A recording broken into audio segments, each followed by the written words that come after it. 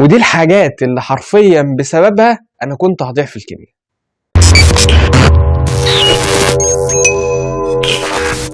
السلام عليكم ورحمة الله وبركاته. مع فيديو جديد. قبل ما نبدأ الفيديو ما تنساش تعمل لايك وتشترك في القناة وتفعل زر الجرس وتعمل كومنت لطيف كده علشان الفيديو يوصل لباقي زمايلك. في الفيديو ده هقولك عن المشكلة اللي انا عملتها في الكيمياء وكانت حرفيا هتضيعني ونقصتني درجات في امتحان الكيمياء.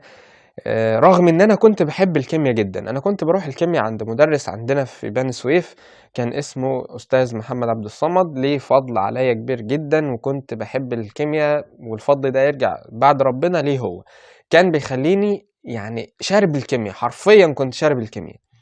زي الايام دي في الثانويه العامه كان في رحله كانت في الدريم بارك لاوائل السنتر بتاعنا، فطبعا انا اهتميت بالكيمياء علشان اطلع الرحله في الكيمياء. انا ما كانش يعني ليه الرحله باي شيء، انا كنت عايز اطلع الرحله في ماده الكيمياء. انا كان عندي كذا ماده في السنتر، كان ليا فرصه ان انا اطلع الرحله في اكتر من ماده، بس انا كنت عايز اطلع الرحله في الكيمياء، لان الكيمياء كان عدد كبير جدا ومعروف ان اللي بيطلع من ماده الكيمياء بيبقى فعلا متفوق. اهتميت بالكيمياء زي الايام دي، قعدت اسبوع كامل اذاكر الكيمياء، راكمت عليا اسبوع كامل من باقي المواد التانية. المدرسين كلهم لاحظوا تأثير عليا.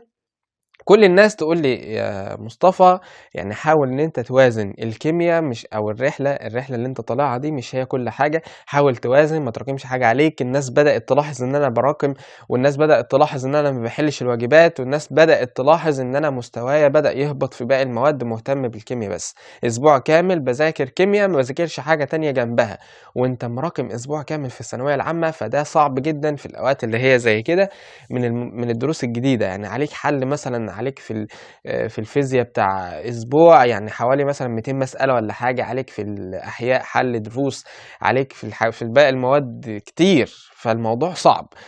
المهم ان احنا بعد كده امتحاننا في امتحان السنتر، والحمد لله ربنا كرمني وطلعت الرحلة. جيت من الرحلة باقي عليا مواد كتير قوي، حاجات كتير عايزة تتلم. بدأت ألم في الحاجات التانية دي وقلت أنا كده مش هذاكر الكيمياء تاني غير على المراجعة وغير على الامتحانات. المهم أنا كنت مذاكر الكيمياء كده كويس ومستعد إن أنا أدخل بيها الامتحان في الجزء اللي علينا ده. بدأت أراجع الكيمياء المرة التانية في بداية المراجعات اللي هي في شهر 3 تقريبا أو في شهر 4، أول ما المدرس بدأ يعمل مراجعة. يعني أنا غبت عن الكيمياء بتاع 4 شهور. رجعت حرفيا مش فاكر ولا كلمة في المواد، في الدروس القديمة. الدروس الجديدة ماشي تمام، ماشي فيها وبذاكر وكويس فيها.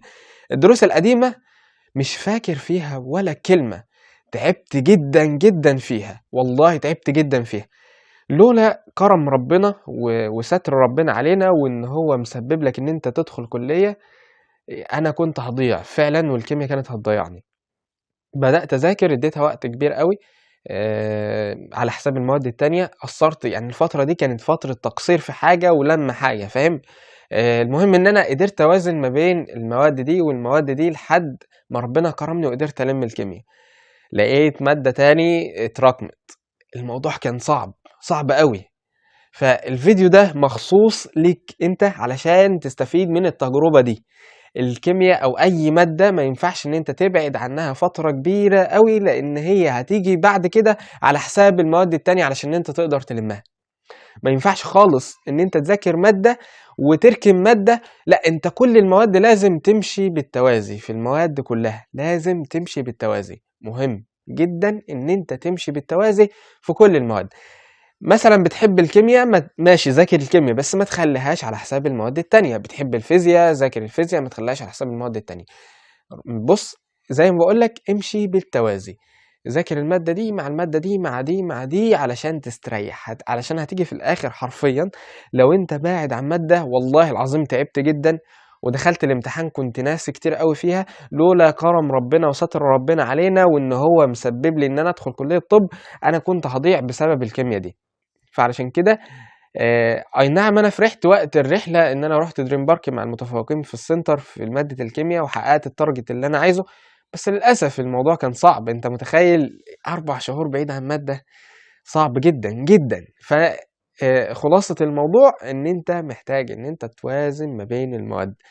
الموازنة وإن أنت تضبّط المجهود اللي أنت بتوزّعه، ده عليه نُص الحاجات تقريبًا اللي هتعملها علشان تجيب مجموع، النُص التاني إن أنت تذاكر. ذاكر بطريقة منظمة بس، يعني هو ده هدف الفيديو، أنا طالع أقول لك إن أنت لازم تذاكر بطريقة منظمة بس. وبكده نكون وصلنا لآخر الفيديو، وشكرًا لو أنت سمعت الفيديو لحد دلوقتي، وبس كده، والسلام عليكم ورحمة الله وبركاته.